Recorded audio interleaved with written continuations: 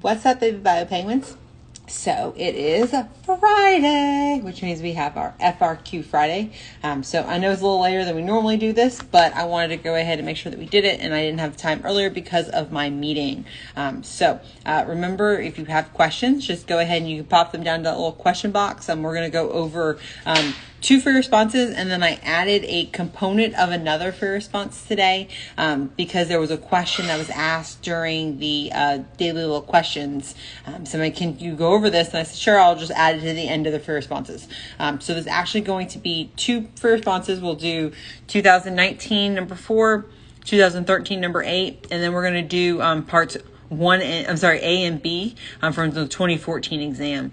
Just because I promised the student we would do it, and I figured we would go ahead and make sure that we got that added in there for them. So before we get into this question, I want to make sure that I mention something, okay? Nervous system is not required for the exam. It's not a required topic, but in the nervous system, it shows a lot of kind of cell-to-cell communication and a lot of things that can be still within fair reach for the exam. So although nervous system itself is not within scope, as long as they give you enough background information for you to apply your concepts, then you're going to still be able to do a nervous system question. So this question actually came from before this redesign, but it is a nervous system question. So just gotta be aware that you're okay. I believe in you. So it says that acetylcholine is a neurotransmitter, and we know that a neurotransmitter is just a signaling molecule that occurs in the synapse. So this is a neuron, and here's another neuron. And so the synapse right here, this is where we're going to see our neurotransmitters. And I'll see if I can add the chi-square and the Mendelian genetics that someone's asking for. I'll see if I can add that into the marker learning thing that I do next weekend. Anyway, so the neurotransmitter activates something called an action potential in a postsynaptic neuron. Okay, so the words action potential, you no longer would have to know what that means. But what it means is just literally the way that the signal sends in the neuron. Okay, so shown in figures 1 and figure 2. A researcher is investigating the effect of a particular neurotoxin that causes the amount of acetylcholine released from the presynaptic neurons to increase. Okay, so we can just see this diagram, and then we can see over here that we have like this membrane potential, which, little background reminder, membrane potential is just looking at the voltage of the membrane. And so when we're looking at action potentials, all it has to do is that we have sodiums moving into our cell. I always say that, like Nana, our grandma, Nana, she runs into your cell, right? She comes into your house. And it causes your potassium, your Ks, your kids to run out because, of course, when grandma comes over, she squeezes your cheeks. She's like, oh, aren't you so cute? I know, totally. And so the kids don't want to be around, so they run out of the house. And so Na comes into the cell, which depolarizes it. And that's when you see this bump right here, which, flip camera, come on. That's where we see this bump. But this is when our sodium came into the cell. And then it goes back down whenever our potassium runs back out. And it's because of the fact that we're looking at the charges moving across the membrane. And so that's what we're looking at here. It's just how is the voltage across that membrane. And then we reach this thing. There's this threshold. This is just meaning this is when the signal is actually going to go. So what's the question actually wants to do? Describe the immediate effect of the neurotoxin on the number of action potentials in the postsynaptic neuron, then predict the maximum membrane potential of the postsynaptic neuron will increase, decrease, or stay the same. Okay, and so I put a reminder about what the prompt said, and the prompt told us that acetylcholine is a neurotransmitter that activates the action potential.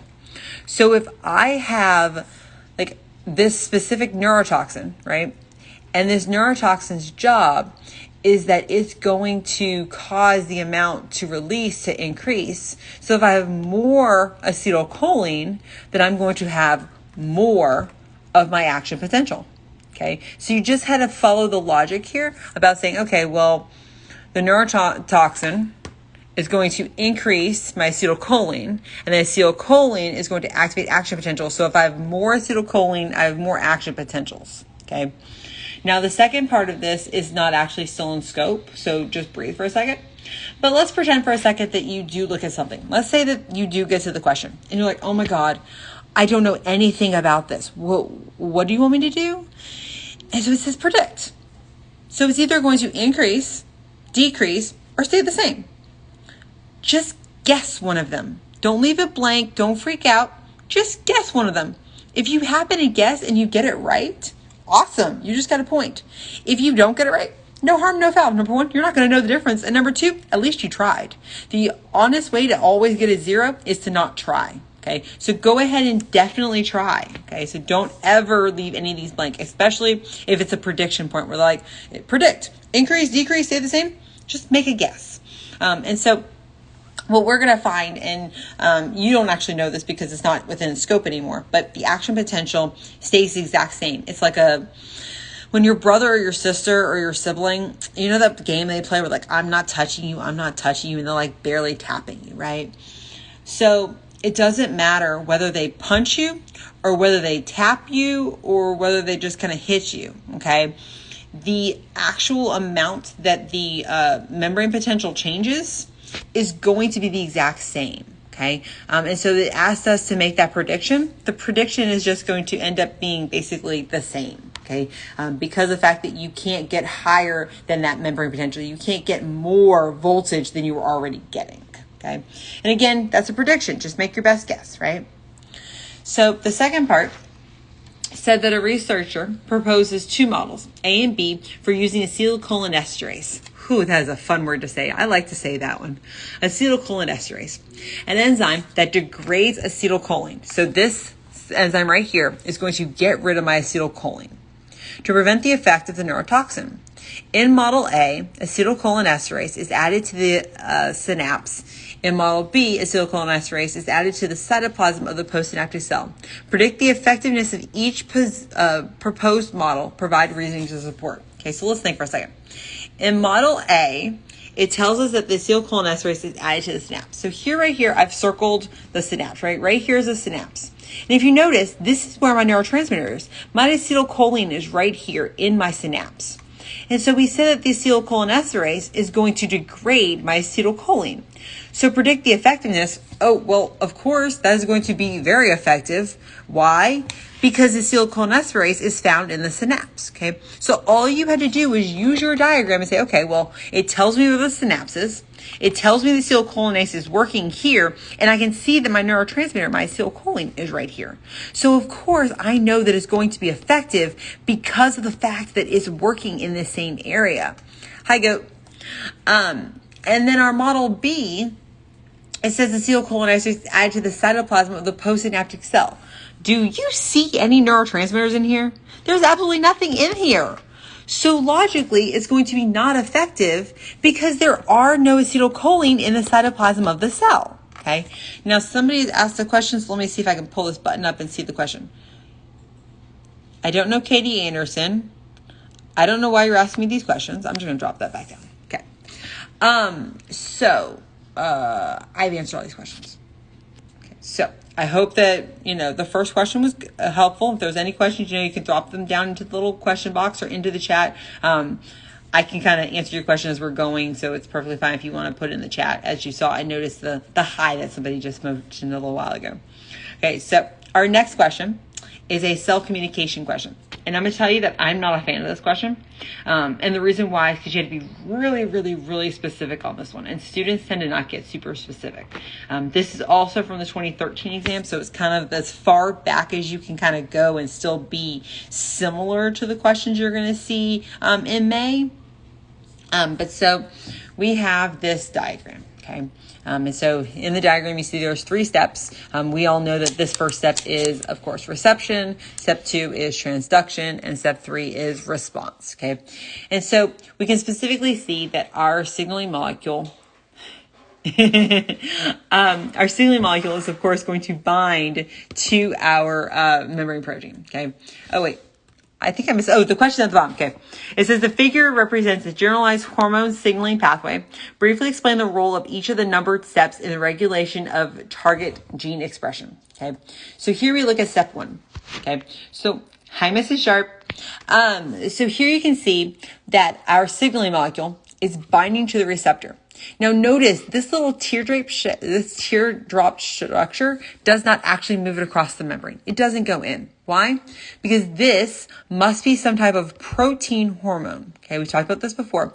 Protein hormones are unable to cross the membrane, so you have to have a membrane receptor protein. Okay, so the signaling molecule called a ligand is going to bind to your receptor. The first thing that always happens when you bind to a protein, it is going to change shape. So we're going to see that our signaling molecule, our hormone, is going to bind to our receptor and is going to have a conformational change. Okay, so the function of this is just to start the process of transduction and to initiate that signaling. Okay, so step 1, ligand binds, receptor initiates, induce signaling or signal receptor. Okay, and you had to be pretty detailed on that. So step 2, as we see here, we just have these different relay molecules, right? And you notice that they're kind of different shapes. So what we see here is this is the process of transduction, okay, in which the message, remember, teardrop thing did not move it across the membrane. The message is moving from one to another. And so we know that this is usually a phosphorylation cascade, okay, in which traditionally we can see where one of them is going to phosphorylate the next, which is then going to cause almost like a ripple effect, okay? And this is going to allow us to amplify and transduce or move the signal from the reception to the response, okay? So the required thing you should have said was intracellular cascade that transduces, amplifies, transfers the signal from plasma membrane to the nucleus or other cell component, okay? And someone just asked, what unit is this? This is actually unit 4 because it's on cell communication. And so step 3, and this is specific to this question, okay? Notice that we're looking at DNA, okay? And so our step 3 is going to be response. But because of the fact that it has given me, I can tell that I'm in the nucleus because it tells me nucleus, and I can see that there's this thing that's binding to my DNA, okay? And so I can see that the response is that it's going to act as a transcription factor, and it's going to target certain genes to turn them on or turn them off, okay? So you didn't have to actually say transcription factor, but you did have to mention that the response is that we're having some type of regulation of the genes. We're turning it on by stimulating it or turning it off by repressing it. Okay. Now, again, you had to be very detailed on this, and each step was 1 point. So if you gave me all the stuff you had for reception, you would have gotten just 1 point there, 1 point for the transduction and 1 point for the response, because of the way that this question was worded back in the day. So hope that was helpful. That was actually all I was planning on doing tonight. But somebody said, can you please go over how we're supposed to graph SEMs? So I know that graphing tends to be a little complicated. And just FYI, if you're taking the paper exam, the second question you will see is going to be a graphing question. If you're taking the digital exam this year, you will not be graphing because of, I guess, they're modifying it somewhere. They're adding it in. That way you don't have to try to take pictures, and there's no like software you're going to have to use to make graphs. But so I'm just going to go over how we would make this graph and how we would put those error bars on it. And then I'm going to just do a quick analysis of it. So I'm not actually going to do the whole question. So it's 2014. It's number 1A and 1B that we're going to talk about. The big picture is that there's these things called trichomes. They're little hair-like fragments that are on plants that provide protection. They want to investigate the variation. So the student counted a number of trichomes on the stems of 6 plants in each of 3 different populations. So I have population 1, 2, and 3. Student used the data to calculate the means, and then they actually found out the SEM, and the results are provided below. So this is an example in which they decided to give you more information than you needed. Okay, and they're going to do this to you. Hey, Hector. And so they're going to provide more information than you need because they're trying to distract you. Okay, and so with this question, and tonight I'm just doing this for response. I'm not going over content. Chromosomal inheritance, we will talk about the live stream that we do next weekend with Absolute Recap. This is just FRQ Fridays. And so I'm going to just do this and then I'm signing off. So we're going to create a appropriately labeled graph to illustrate the simple means of the 3 populations. So all of this information you do not need. They don't care about any of these plant 1 through 6. I don't care about any of that. Okay, all I care about is this right here where it says population 1.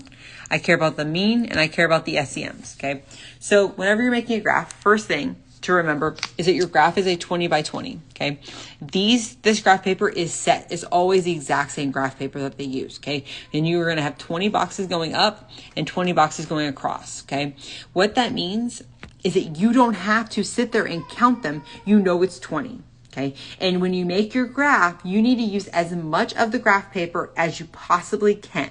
Okay, so come up with a scale that is logical to your brain, but isn't so crazy that you're like counting by some odd number. And it's not because it's hard for you to count, but also because it may be hard for your reader to count. Okay, you have to keep in mind that we as readers are going through thousands of these graphs. Okay, and so we need to be able to quickly find your scale and be able to appropriately analyze it quickly. Okay, and so since we had 20, boxes going up, I figured, hey, well, let's just count by ones. Okay, and so you also don't have to number every single spot. You can count by 5. So here's 5, 10, 15, 20. If I would to actually count through it, I can see that there are 5 little boxes in between there. There's 1, 2, 3, 4, 5. So you can see there's 5 little boxes in there. That's a common error that students make, is that you don't have a constant scale. You'll I have 5 here, I have 7 here, I have 5 here, and you don't do the same number. So do make sure that you keep them the same.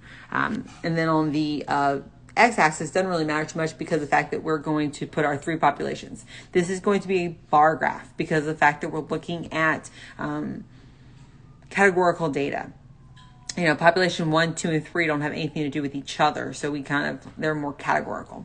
And then you need to also have your axis labeled. Okay, so here's why I find students mess up. You don't know what to put on this label. Well, it's in the chart. Okay, it tells you trichrome density, and it gives you the units. Okay, whatever they give you in your chart, go ahead and put it on your graph. Okay, so here's my population, here's my trichromes. Okay. And so we want to graph the means. So I'm going to go ahead and graph those. This first one should be 9, which I apparently graphed it incorrectly when I was doing it quickly on my computer. This one's supposed to be 11 and this one is 14. I guess I read it wrong when I did it. So, oops.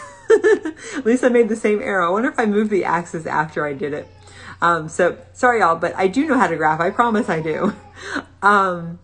So what we need to do is that we need to put our standard error of the mean. So it tells us we're doing plus or minus 2 SEMs. Okay, my SEM is 1. So that means I'm going to count up 2. So I would go up and down 2 points. So up 2, down 2, up 2, down 2, up 2, down 2. And that's all I'm going to do for my error bar. Okay, what they'll do whenever they give you that plus or minus, just count up and down that amount. Okay, so since it tells me 2 SEMs, 1 SEM equals 1. So that just told me I went up 2 and down 2. And I hope that made sense. Okay. And there's a question in the box. What should you do if you mess up on the graph since you're writing in pen? Honestly, I wouldn't do it in pen. There is a famous AP Bio teacher in the AP community. Her name is Jen, and I can't even say her last name. It starts with a P. If you ask your teacher, she'll probably actually know who she is. But Jen used to make this comment that it doesn't matter if you worked with crayon or if you worked with marker or what you used. We as readers are going to grade it no matter what. Now, it may not travel well. So my recommendation, use a pencil and draw your graph in pencil. Then if you have extra time, then you can go over it in your pen. But use your pencil initially to make your graph so that if you make an error, it's easy just to erase it and you don't have any issues. So definitely good question. Thank you to 3289. Sorry, my son is crying, so I need to go get him in just a moment. So based on the sample means and the standard error of the means, I didn't flip the screen. Identify the 2 populations that are most likely to have statistically significant differences. Okay, in order to say that something is statistically significant, okay, there needs to be no overlap. Okay, so if I look here at my population 1, notice that 1 and 2 overlap, which means that 1 and 2 are not statistically significant. Okay, but 1 and 3 do not overlap, so those ones are considered statistically significant.